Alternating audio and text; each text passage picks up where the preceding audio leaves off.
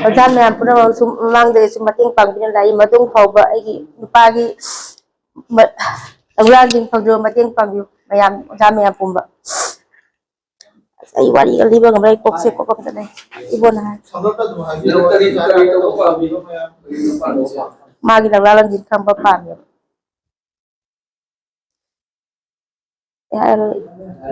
मागी लंगला लंजिन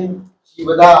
ꯃꯌꯥꯝꯅ ꯃꯇꯦꯡ ꯄꯥꯡꯕꯤꯌꯨ मयाम नसीसो मयाम आदि पाबी मयाम ना मतेंग पांगबियु हाइबसिने बाय जाना अदुनी पामजरीजे जीएससी के मेंबर अमा होइना अखोगी मांगखिबा अैगे रिलेशनदसु होइरे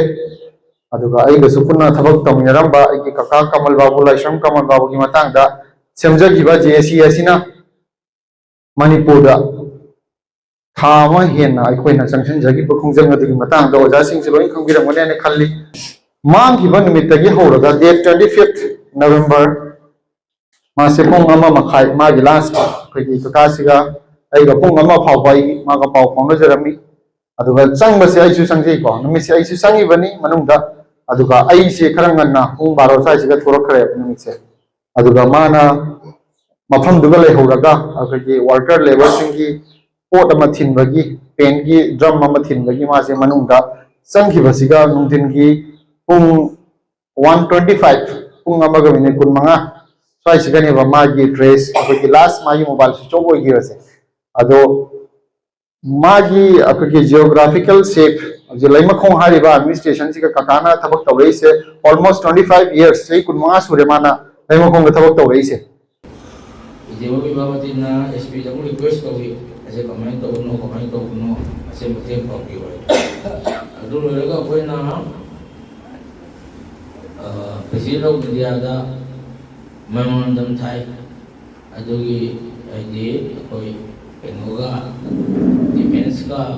होंगा कोई नजर गया जो प्रेसिडेंट ऑफ इंडिया ना डिफेंस के फिरे डिफेंस ने भी लो सेशन में जैसे गए पोमेलो ने भी है होंगी फिरतरी कोई इबे मसिसु ताबने एसपी उनबदा मा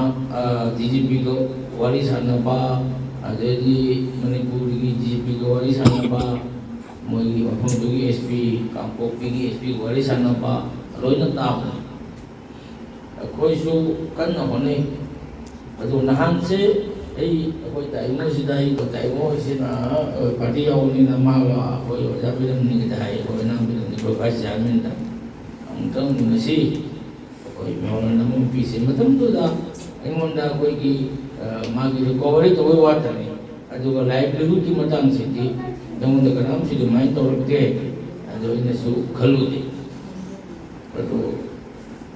वाउंडेना भजना बिप तोरेस मा सीएम ना दिसंबर तारीख अमदा लखीपुर दा जुडिशियल कोर्ट ओपन करू लापदा स्टेट गवर्नमेंट भजना चेकअप तौरी है नाइदम है फर्स्ट अदेदी एन स्टेट गवर्नमेंट चेकअप तौरे दो सीएम ने के गुंपो वाम ने मैं मतानिंगी मागी कोई मांगी मिसे आसाम भी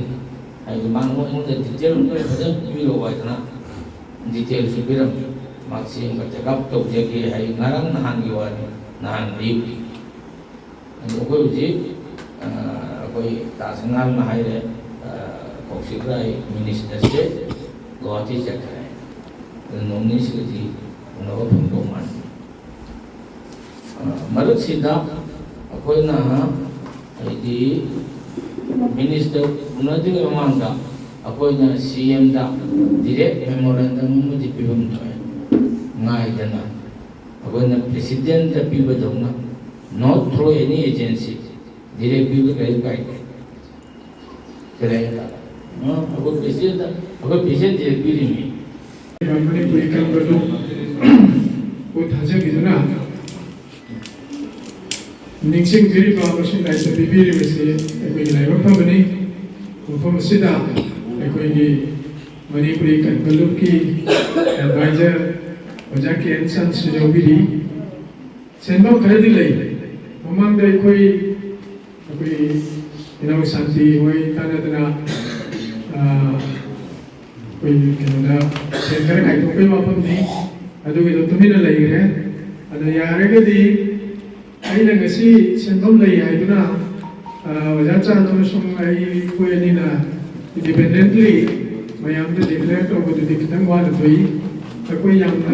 ꯌꯥꯡꯅ ꯑꯩꯈꯣꯏ ꯃꯤꯇꯤꯡ ꯏꯃꯥꯔꯖꯦꯟ ꯃꯤꯇꯤꯡ ꯑꯃ ꯀꯧꯔꯦ ꯍꯥꯏꯔꯒ ꯌꯥꯔꯤꯃꯈꯩ ꯑꯉꯝꯕ ꯁꯦꯜ ꯀꯥꯏꯊꯣꯛꯅꯕ ꯍꯣꯠꯅꯖꯒꯦ ꯑꯩ ꯃꯌꯥꯝꯗ ꯑꯄꯤꯜ ꯑꯃꯇꯪ ꯑꯩꯅ ꯊꯝꯅꯤꯡꯉꯤ ꯀꯩꯅꯣ ꯍꯥꯏꯕꯗ ꯑꯩꯈꯣꯏ ꯁꯤꯗ ꯑꯁꯥꯝ ꯃꯅꯤꯄꯨꯔ ꯃꯄꯥꯟꯗ ꯂꯩꯔꯤꯕ ꯃꯩꯇꯩꯁꯤꯡ ꯑꯁꯤꯗꯤ ꯑꯃꯅ ꯑꯃꯒꯤ ꯃꯇꯦꯡ ꯇꯧꯅꯔꯦ ꯍꯥꯏꯔꯒ ꯌꯥꯝꯅ ꯄꯤꯛꯄ ꯑꯃꯁꯨꯡ ꯆꯥꯎꯕꯒꯤ ꯋꯥꯐꯝ ꯊꯝꯗꯅ ꯈꯨꯗꯣꯡꯆꯥꯗꯕ ꯂꯥꯛꯄ ꯈꯨꯗꯤꯡꯃꯛꯇ ꯃꯇꯦꯡ ꯄꯤꯅꯕꯅꯤꯅ ꯑꯩꯅ ꯉꯁꯤ ꯑꯩꯈꯣꯏꯒꯤ ꯀꯣꯀꯣ ꯑꯦꯝꯗ ꯑꯩꯅ ꯍꯥꯏꯖꯅꯤꯡꯉꯤ ꯑꯩꯈꯣꯏꯗꯤ ꯁꯤꯕꯨ ꯈꯔ ꯅꯝꯃꯦ ꯍꯥꯏꯔꯒ ꯌꯥꯔꯤꯃꯈꯩ ꯑꯩꯈꯣꯏ ꯍꯥꯏꯗꯤ ꯐꯟꯁꯦ ꯀꯂꯦꯛ ꯇꯧꯔꯦ ꯍꯥꯏꯔꯒ ꯑꯩꯈꯣꯏꯒꯤ ꯃꯇꯝ ꯃꯇꯝꯗ ꯆꯦꯟꯊꯣꯛ ꯆꯦꯟꯁꯤꯟ ꯇꯧꯕ ꯃꯇꯝꯗ ꯆꯪꯒꯗꯕ ꯁꯦꯟꯐꯝ ꯃꯗꯨ ꯈꯔ ꯊꯝꯃꯦ ꯍꯥꯏꯔꯒ ꯑꯋꯥꯕ ꯇꯥꯔꯤꯕ ꯑꯣꯖꯥ ꯀꯣꯃꯣꯜ ꯕꯥꯕꯨꯒꯤ ꯏꯃꯨꯡ ꯃꯅꯨꯡꯁꯤꯗ ꯑꯩꯈꯣꯏꯅꯁꯨ ꯁꯦꯟꯐꯝ ꯈꯔ ꯃꯇꯦꯡ ꯄꯤꯐꯝ ꯊꯣꯛꯄꯅꯦꯕ ꯍꯥꯏꯕꯁꯤ ꯃꯌꯥꯝꯗ ꯊꯝꯖꯔꯤ ꯊꯦꯡꯛ ꯌꯨ फाइनेंशियल सपोर्ट की ओम की मनी रिसीव में सेम्बा नंबर 4 दा मकल लगी शेयर कर निमान नंबर एफएल का उबा मकल के बाइजर बड़ी जिया में सुधा कर